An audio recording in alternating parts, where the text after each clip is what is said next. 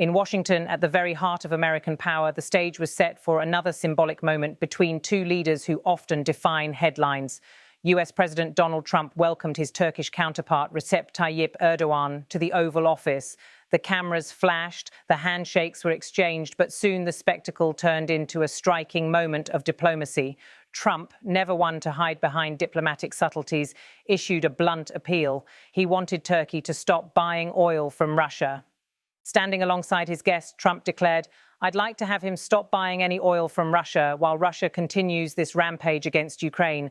And they've been fighting, they've lost millions of lives already, and for what? For what? It's disgraceful." This was not just a casual remark. It was a demand layered with political meaning, aimed at Ankara, but heard in Moscow, Kiev, Brussels, and beyond. Trump was signaling a central frustration in Washington that Turkey, a NATO ally, has remained one of the few large economies still purchasing significant amounts of Russian oil. Since the start of the war in Ukraine, the Kremlin's energy exports have become its financial lifeline. Oil revenues have fueled the Russian military machine, even as sanctions attempted to choke it off. Western governments have spent billions shoring up Kiev's defense, but Moscow's oil sales continue to provide leverage. For Washington, every tanker of Russian crude heading to Turkish ports undermines that strategy.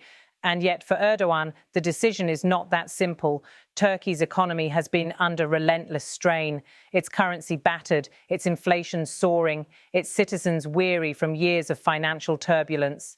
Energy, particularly cheap oil from Russia, provides short-term relief. To cut those ties would not just provoke Moscow, but also drive fuel and consumer prices higher at home.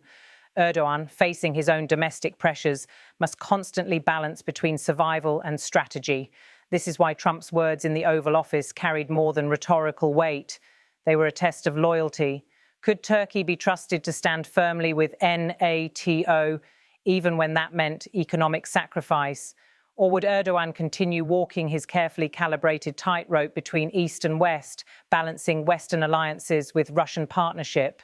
The geopolitical stakes are enormous. Turkey is not just another buyer of Russian oil. It is a pivotal state positioned at the crossroads of Europe, Asia, and the Middle East. Its control of the Bosporus makes it a gatekeeper for Black Sea trade and naval movements. In NATO, its military is among the largest. In regional diplomacy, it often plays mediator, whether between Moscow and Kiev or between Israel and Arab states. Every decision Ankara makes reverberates far beyond its borders.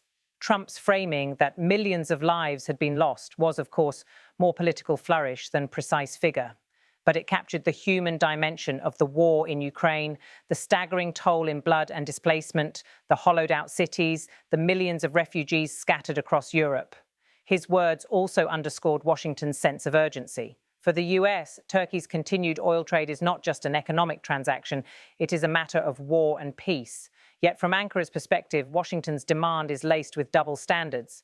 Turkish officials quietly note that while Europe has cut most of its energy ties with Russia, some European countries still indirectly benefit from loopholes in global markets. They point out that Turkey has also hosted negotiations between Russia and Ukraine, supplied drones to Kyiv, and allowed NATO access to its air bases. Why, they ask, should Turkey alone be singled out for criticism when its role has often been constructive? The reality is that Turkey's strategy is transactional. Erdoğan seeks leverage everywhere, whether by purchasing Russian air defense systems, mediating grain export deals, or delaying NATO's enlargement until concessions are made. To Ankara, oil is another bargaining chip, another instrument of survival in a hostile environment. Trump, however, sees it differently. For him, Russian oil purchased by a NATO ally is not just a bargaining chip, it is betrayal. His appeal in the Oval Office therefore marks a collision of worldviews, Washington's insistence on alliance unity versus Ankara's pursuit of independent strategy. Behind the sharp words lies an even deeper question. What does loyalty mean in a world of shifting alliances?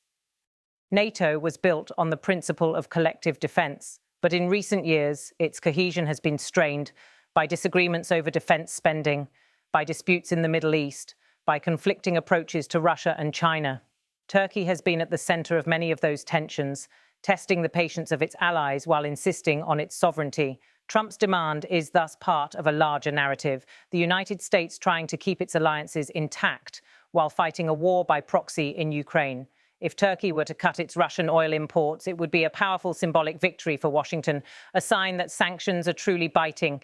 If Ankara refuses, it risks reinforcing perceptions of division within NATO.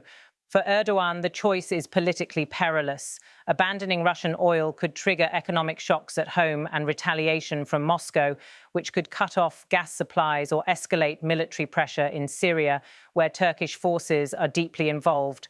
Maintaining the oil trade, however, means testing Washington's patience and risking further strain with a US president who prefers demands to diplomacy. The Oval Office exchange highlights the uncomfortable truth. Turkey is both indispensable and unpredictable. It is a NATO ally that buys weapons from Russia. It is a critic of Western sanctions, yet a mediator between Russia and Ukraine.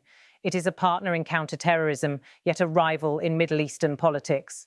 For Trump, asking Erdoğan to stop buying oil from Russia was as much a symbolic act as a policy demand, a way of drawing a line, even if that line may be ignored.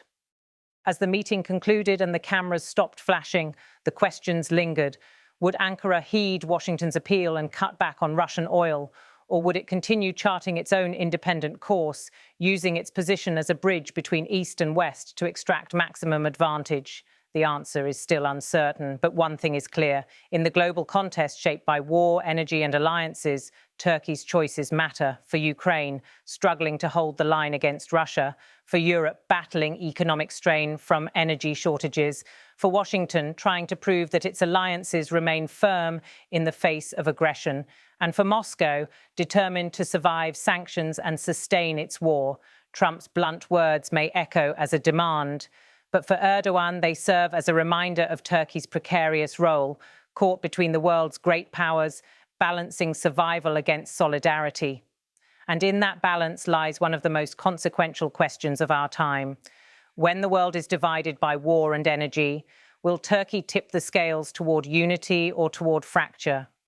We're talking about both. I'd like to have him stop buying any oil from Russia while Russia continues this rampage against Ukraine. And they've been fighting. They've lost millions of lives already. And for what? For what? It's disgraceful. And I said yesterday.